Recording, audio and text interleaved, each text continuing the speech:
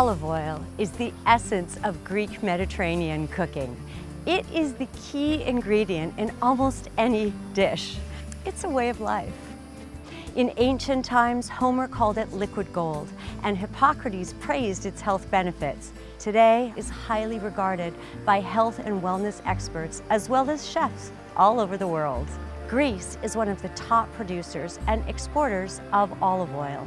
Let's discover some of the tastiest olives and finest olive oils.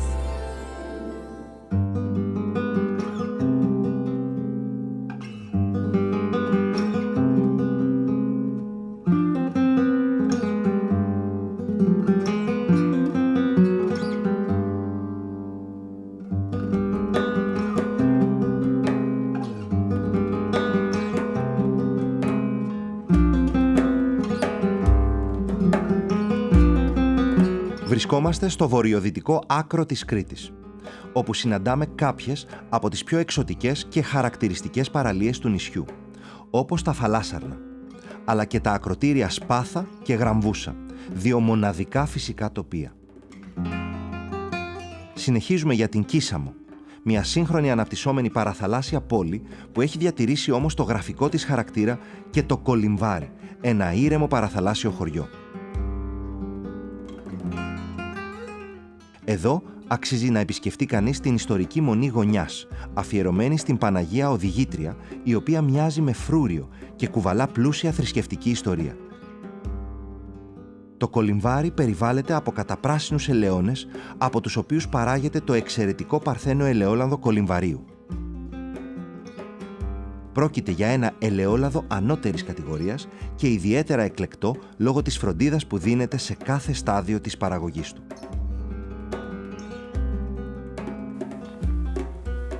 Αντώνη, ενοχλώ. Σωτήρη, καλώς όρισες. Τι κάνεις, καλώς σας βρήκα. Καλώς όρισες. Τι κάνεις. Τη συγκομιδή της Κορονέικης για το εξαιρετικό παρθένο ελαιόλαδο Ποπ Κολυμβαρίου. Στο κολυμβάρι είναι παντού κορονέικη. Μόνο Κορονέικη, 99%. Πώς και έχει καθίσει τόσο καλά η κορονέικη στο κολυμβάρι. Είναι το μικροκλίμα της περιοχής. Είναι μια ελιά που αντέχει στην ξηρασία το καλοκαίρι, αντέχει και στις χαμηλές θερμοκρασίες του χειμώνα. Τι θα κάνουμε. Λοιπόν, δικό σου.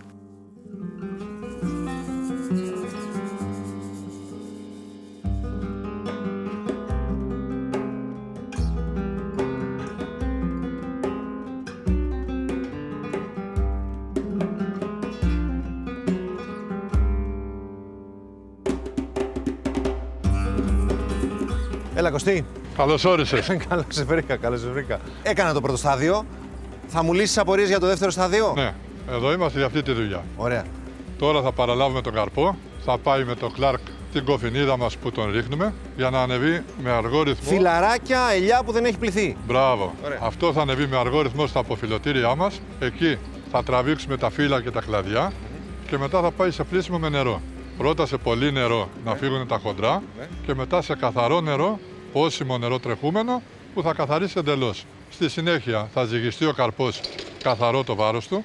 Αυτό μας χρειάζεται για να έχουμε μετά τη σχέση ποσότητας ελαιολάδου, να ξέρουμε την απόδοση. Μετά λοιπόν από εκεί από τη ζυγαριά πάμε στο σφυρόμυλο που γίνεται η πάστα της ελιάς. Από εκεί και μετά πάμε στους μαλακτήρες για να πάμε τη ζύμη στους 28 βαθμούς. Πρέπει να την ανεβάσουμε εκεί που θα πάρουμε όσο το δυνατόν περισσότερο λάδι. Από εκεί και μετά γίνεται η φυγοκέντρηση της πάστας, όταν πάει στη θερμοκρασία την ώρα που χρειάζεται. Μετά από αυτό το στάδιο πάμε στη διαχώρηση του λαδιού από το νερό, που είναι το τελικό στάδιο που είναι πλέον βρώσιμο το λάδι. Μπορούμε να το φάμε άφοβα.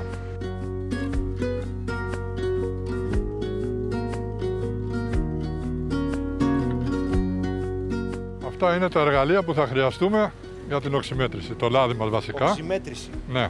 Εδώ θα δούμε πόσο είναι η οξύτητα του συγκεκριμένου λαδιού που δοκιμάσαμε πριν. Έχουμε λοιπόν 11 ml ελαιόλαδο. Αυτό θα μας δώσει την ένδειξη που χρειαζόμαστε. Γεμίζουμε το δίχτυ μας μέχρι πάνω. Προσθέτουμε από σιγά σιγά. Ναι. Σταγόνα, Ανά πόσο? Θα ξεκινήσουμε από τις 2 γραμμές, που εδώ βλέπουμε το λάδι δεν έχει αλλάξει χρώμα. Δεν έχει αλλάξει χρώμα. Άρα δεν είμαστε 2 γραμμές. Προσθέτουμε πάλι. Και βλέπουμε ότι εδώ το λάδι Ναι. έχει κοτσινήσει. Ναι. Άρα είμαστε OK εδώ. Άρα είμαστε 3 γραμμές. 3. 3 γραμμές, 0,3.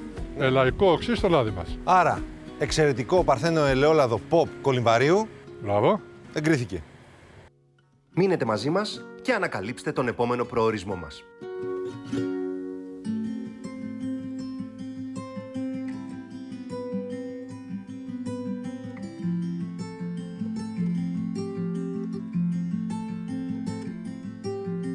Βρισκόμαστε στην Τριζίνα, βόρεια-ανατολικά της Αργολικής Χερσονήσου. Ένας τόπος που αντικατοπτρίζει τη βαθιά ιστορία παράλληλα με τη θαυμάσια φύση. Πάνω από το χωριό της Τριζινίας φιγουράρει το Διαβολογέφυρο, μια χαράδρα σπάνιας ομορφιάς με πλούσια βλάστηση ανάμεσα από το ποτάμι που στο διάβα του σχηματίζει μικρές λίμνες και καταράκτες. Σε κοντινή απόσταση βρίσκεται η όμορφη και γραφική παραθαλάσσια κομμόπολη του Γαλατά, ακριβώς απέναντι από το νησί του Πόρου. Η περιοχή όμως φημίζεται και για το εξαιρετικής ποιότητας ελαιόλαδό της, προϊόν που αντανακλά την πλούσια γαστρονομική παράδοση και τη φροντίδα της φύσης. Κυρία Θεανό, Δώρα, ήρθαμε για να δοκιμάσουμε το ελαιόλαδο Τριζινίας. Γιατί είναι τόσο γνωστό και τόσο νόστιμο το ελαιόλαδο από την Τριζινία? Γιατί είναι μανάκι. Επειδή είναι το πιο ωραίο. Έχει το πιο ωραίο λάδι. Θέλετε να το δοκιμάσετε? Καλά, εννοείται. Είναι φετινή εισοδιά. Είναι φετινό. Πήγαμε προχθές στο Λιτρίβι. 2 ημερών.